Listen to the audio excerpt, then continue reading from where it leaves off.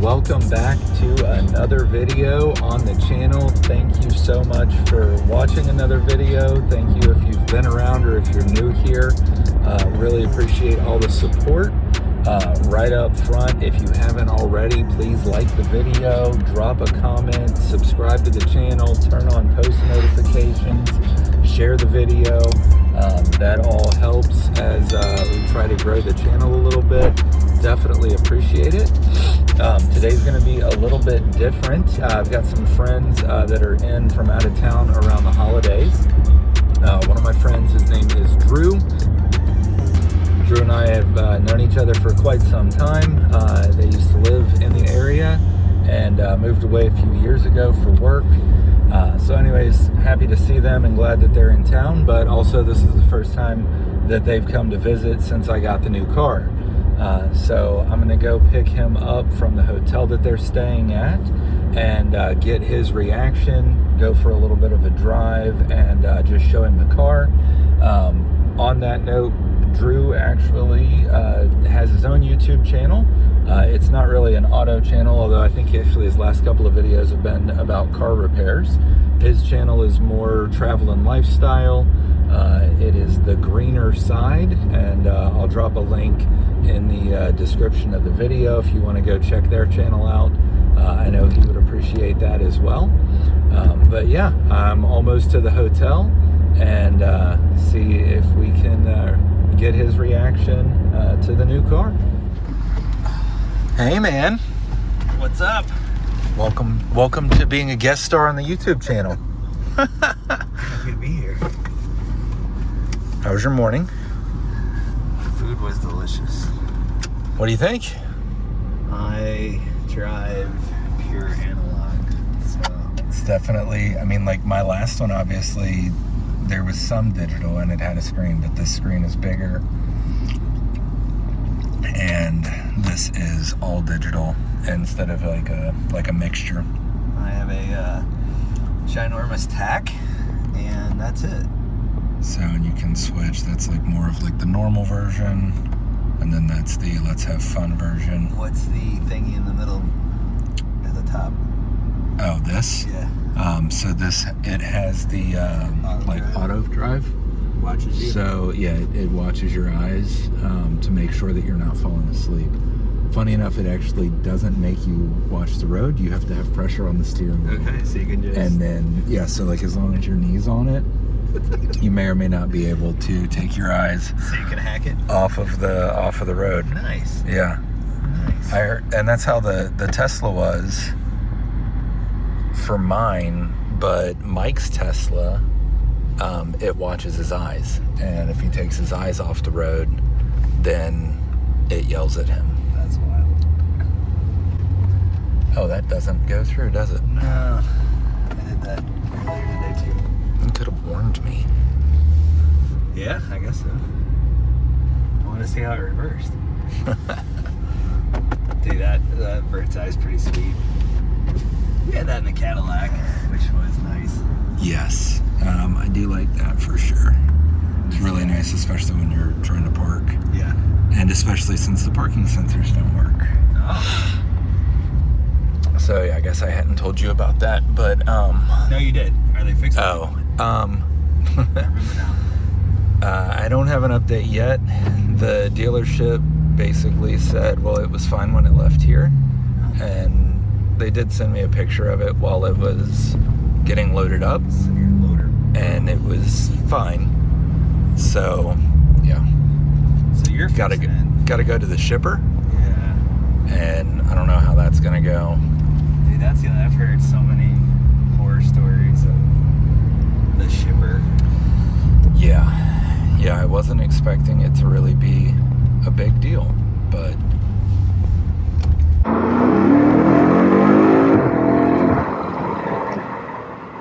And the let off is intense. yeah, a lot of fun. I like this too. See the G meter. Yeah. You can get a little bit of pops. You're planning to replace that, right? The exhaust? Yeah. Yeah. And it'll pop a lot more.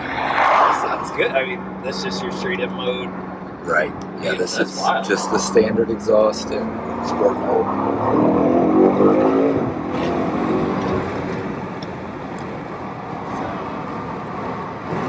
It burbles more than mine. Yeah.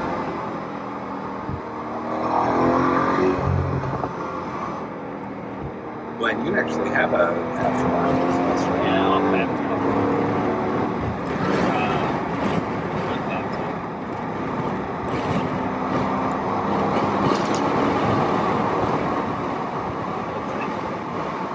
That's sweet. Yeah, it's like FabTech. That's the. I'm not the Porsche guy. No, that's like a cheap suspension, and that's what keeps mine. Is it Fab Speed? I think it's not sweet. The expensive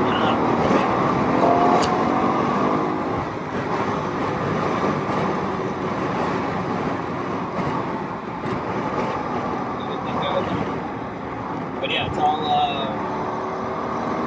headers. Oh, I didn't realize you had headers all the way back. Yeah, full switch. It's supposed to give me like 5 more horsepower. But it's great.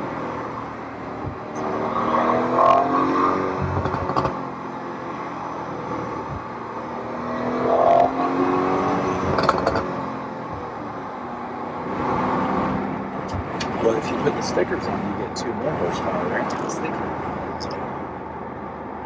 Free advertising. Since they're not paying me. Right. For the viewers, I have a 996 911, so your poor guy 911. Yeah. Everyone show him one.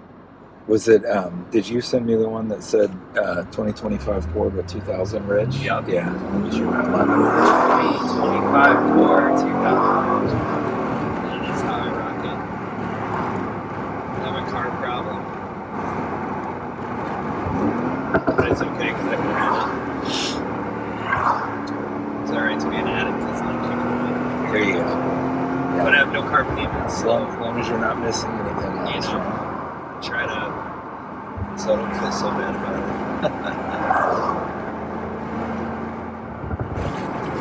it. Drew doesn't just have a 911. Drew actually has a collection of Porsches. You have the Cayenne for Bobby's daily, right? it. Yeah. And then the 911 is your weekend car. And then what's the other? You have, is it like an old? 928. Is that what became the Boxster? No, the 928 was actually more expensive than the 911. Oh, really? Yeah. So, and they had the 911 then. Yep. I'm not a Porsche guy at all. So they are trying to. All they had was the 911, and they're trying to expand the box or the 928 is your classic Grand Touring car, with the first Porsche front end Porsche. So people don't yell at you. I can call them both ways. I can care less. First front end or front engine. It's got luggage room, like good space. You take it, hit the highway. It loves 80 miles an hour and go as long as you can. And actually gets pretty decent gas mileage, like surprisingly. Okay. But it is 1985. They switched over from a 4.7 V8, so this is the 5.0 V8? V8. Oh, wow. Yep. I thought Porsche was all straight sixes. Nope. It was The like 911's a straight six. yeah, straight six. Like the 928 is the way that I would explain it modern. Oh, well, hello there. Focus ST. It is a two-door precursor to the Panamera. Okay. So Panamera is more this in 5. Well, the Panamera is bigger, right? Not really. I mean, I feel like it's even bigger than the 5. But...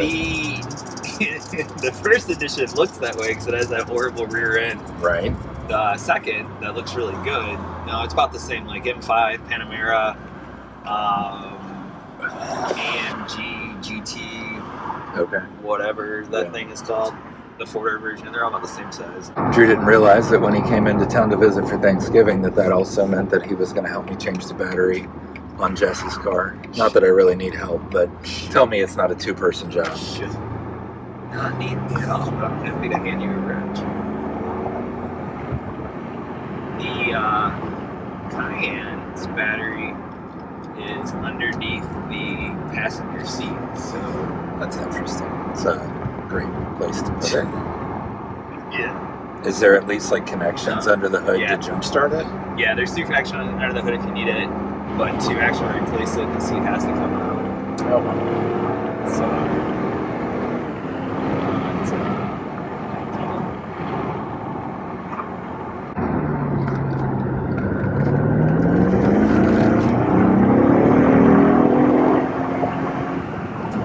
that's the most fun about this car with the all-wheel drive. Yeah, it broke. Just power through. Yeah. Yeah, like it started to break, and it was like, no, we'll just get traction again and just go. The 911's battery is right in the middle, in front of the cowl, and then right below it is the gas tank. So they keep everything as much. Is there enough separation there, I guess? I guess if it blows up, that might not be good, but all that weight is right dead in the center of the car, right in or behind the front tires. Okay.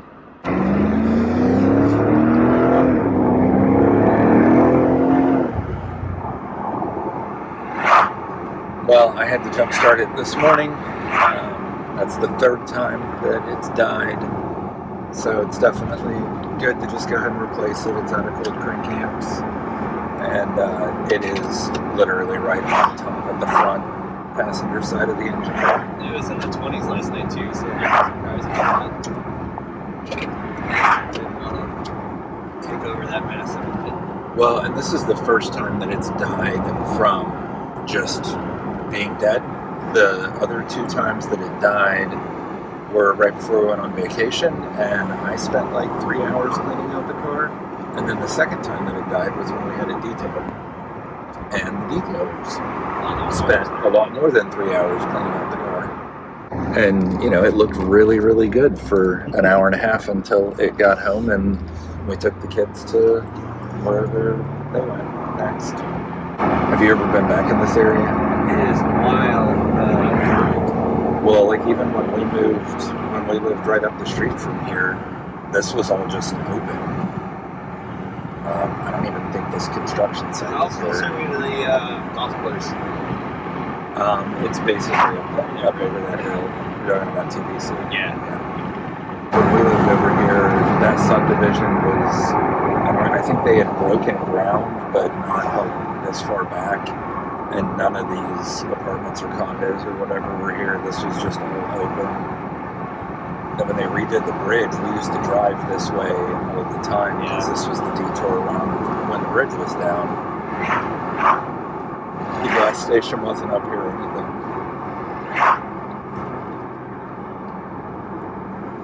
I feel like this construction place was here, and that was like it. What's the grand plan next? For the car? Yeah. So I actually got an update just earlier today that a couple of the parts that I ordered have shipped. So I've got a couple of carbon goodies and intakes are on the way. And Jess said that once those are installed, we can talk about what I get next. Same engine as the old one? It is, yeah. The only thing that's different engine-wise about this car, so this is a 21, my old one was an 18. So it's the same exact engine, but the ECU is different. Oh, it's the locked ones, right? And it's locked. Yep. So on the old ones, you could just OBD flash it and get away with tuning or whatever you wanted to do. On the, I think it was either 20 or 21 that they switched it, and it's locked. And then there's also, because it's an M, there's 2 ECUs, not just one. So it's not just shipping and unlocking one, it's shipping and unlocking both of them. And that's like shipping overseas, right? Yeah, it's a company in Finland, so they have like a monopoly on this. It's called Fem2. Nice. Individuals now, instead of exclusively working with shops. So it looks like it's actually under $1,000 to have them do the unlock even on both ECUs. So that's easy to get to. The ECUs. I think so.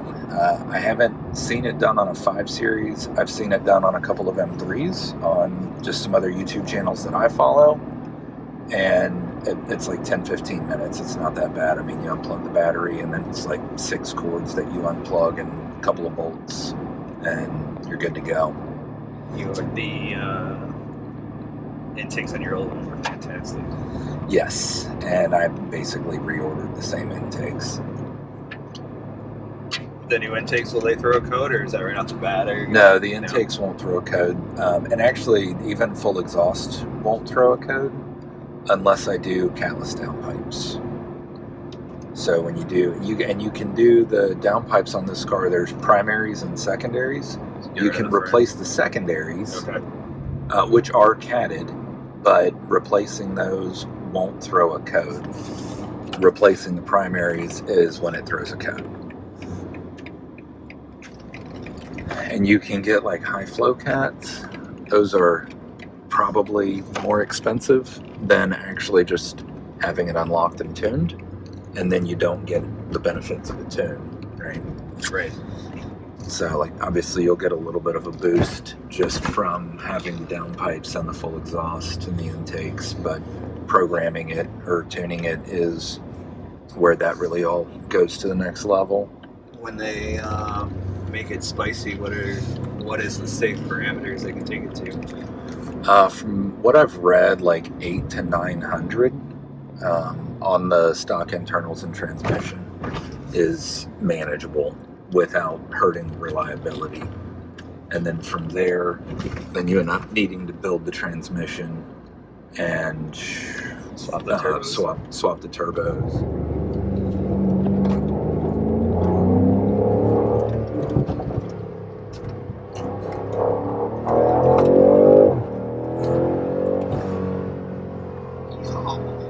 Yeah, it's pretty tight.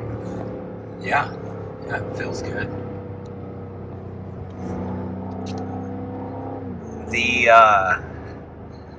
Just the off the pedal is like the most wild thing for me. Yeah, like it like stops on its own. Right. It's like, all right, I don't want to pull no more. Plus all the turbo pressure just releases, right? Yeah, and then going back to the hot V again, like it is just it's a beast. It is a beast.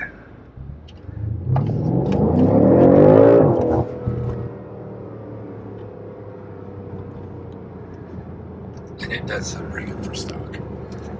I'm excited to do some exhaust work and the intakes, honestly, where you can hear the turbo whistles. Like, that's a huge win for sure just by itself, but it doesn't sound bad. With the better downpipe and the exhaust, how quicker is it possible it comes in quicker? Or is it just much quick? You mean the turbo head? Yeah. Or does it just produce? I don't know that I really ever see that talked about. My last one, I did replace the intakes. I never did anything to the exhaust. I would think no. I'm not sure that you're going to get that much more responsiveness out of the turbo. And I think it'll just be able to breathe better. Yeah, right? Increase power by do a little bit more output. More efficient. But I don't know that it's really going to kick in that much quicker.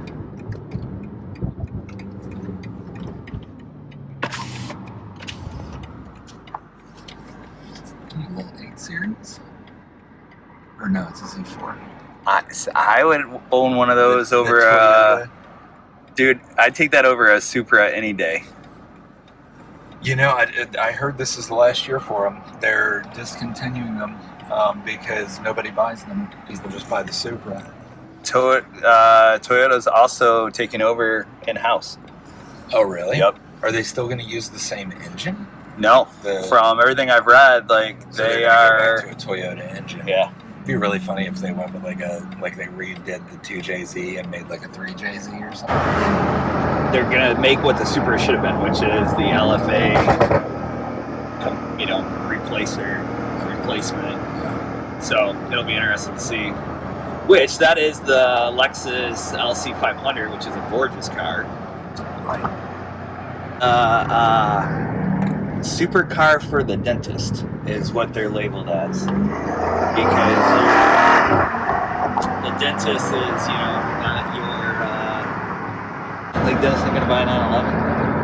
Yeah. Is the dentist going to buy the BMW M8? Probably not. But they'll buy the LFA, yeah. And so I. That's one of my dream cars. Is the dropped and proper rims. LC500s are amazing looking.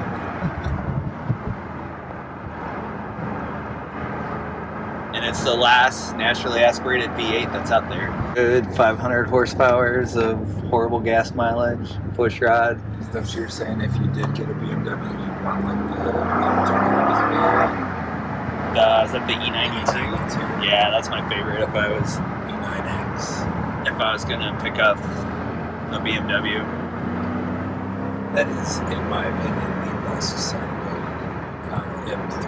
The F80 is what came out after that. Straight six, but like goofy exhaust. It's not equal length tubes. It just has like a weird tone to it. The one before it, what's that one called? That's a straight six. That would have been E46. Yeah, that one you gotta. Like late 90s to early 2000s. Have you ever driven one of those? No. You'll hear everyone complain that they're slow, but they have to be way up in the rev and the top of. Yeah, but if you live up there, they're phenomenal. Well, what a lot of guys did was just turbocharger. Yeah, and then you get best of both worlds. It'll still rev out, but you get a bit more low end. That engine was pretty sick. No, the only BMW I'll probably ever own is not a BMW, but the Grenadier. What is that? The Toyota Land Cruiser, or no, sorry. The Land Rover Discovery knockoff that the guy created. I'm not familiar with that. It is all BMW powertrain. And it is in a Land Rover Discovery body. It's a guy that owns INEOS, or it's a chemical company, INEOS, and he decided to make his own off-road vehicle. Okay. And how Land Rover allowed that to happen is beyond me. It still makes me sad about Stephen's Land Rover. Like, he did all that work to restore the factory engine. And then, do it to it. It's like, you should just have less swapped in. You guys got a Wawa. We do. That is wild. We have, I think, like 5 or 6 of them in the city. So we got intake coming, got exhaust coming, and you're gonna tune it. I don't have exhaust coming yet. Ah, well. Just that I have 2 installs to get these that I ordered. So you have intake coming. So I've been taking some carbon goodies. And exhaust in the shopping cart, just ready to hit. That's actually a really funny idea. I have 2 different tabs open with a couple of different exhausts that I'm looking at. Who's the winner so far? I think I'm probably leaning more towards Mad, Mastery of Art Design. It's one of the cheaper aftermarket exhausts that's out there, but it seems like it's pretty solid. The only reason it's not a clear one is because they're one of the only ones that's strictly stainless. Most of the other companies have a titanium option. Okay. I don't know that the weight makes that big of a difference, but I like the way the titanium sounds. What about valving? They're pretty much all of them? Okay. There's a couple, I think AWE makes one that is not valved, but I definitely want it valved. I'm parking on the driveway now instead of in the garage because I was waking the baby when I started my car to go to the gym in the morning. So that wasn't a win, and definitely if I made it louder, just might make me work on the street. I don't know how to help that. Even just the factory exhaust, like when it goes through the cold start routine, it was rattling. and like some mirrors in the house and like chandeliers and stuff like that. That's awesome. And it's kind of awesome. Good problem to have. Fun problem, for sure. It was really funny too because I had the Tesla for most of what Elijah could remember. He was not feeling the exhaust sound No. when I got this, but only for like the first day. After the first day, he's like, Daddy carbs. And he gets pretty excited. All right, so we made it home. We've got the battery, and here's the old battery. Not really going to do like a full walkthrough how-to on this because it's pretty simple to change a battery, and there's a ton of those videos already out. But we're going to change. Holy smokes, it's like a whole control panel. That's cool. So we're going to go ahead and get this old battery off and then get the new battery in. All right, well, just like that, new battery's in, and let's see if it starts. Brake first. Yep. Like a top.